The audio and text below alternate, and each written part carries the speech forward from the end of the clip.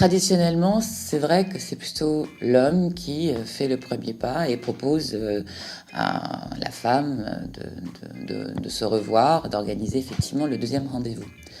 Cependant, au jour d'aujourd'hui, on est quand même sur des femmes qui sont actrices de leur vie, donc il n'est pas impensable qu'une femme puisse effectivement proposer un deuxième rendez-vous. Ça n'a rien de choquant.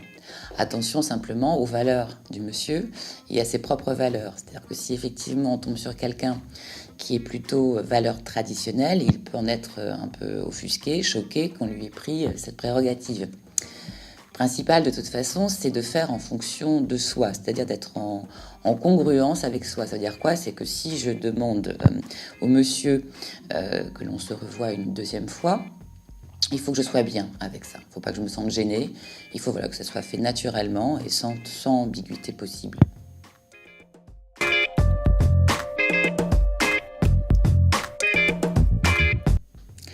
Alors là, c'est pareil.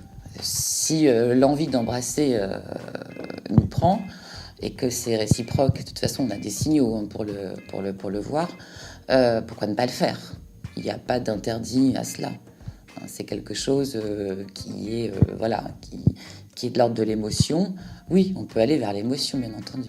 Alors, embrasser la première fois, c'est aussi, quand on en a envie, quand les deux en ont envie, c'est aussi une manière de vérifier on va vraiment être compatibles. On pense tous à un baiser qui a été fait et où on s'est dit, mon Dieu, quelle horreur, ça va pas pouvoir être fait de nouveau. Donc le baiser va être aussi le témoin, d'une continuation possible avec le partenaire qu'on a en face de soi. Un baiser, ça peut être effectivement le début d'une très belle histoire, parce que si le baiser est là, est passionné, est passionnant, et qu'on ressent quelque chose de très profond, bien entendu qu'on va monter l'excitation à son comble et que le désir de revoir l'autre va être forcément plus important.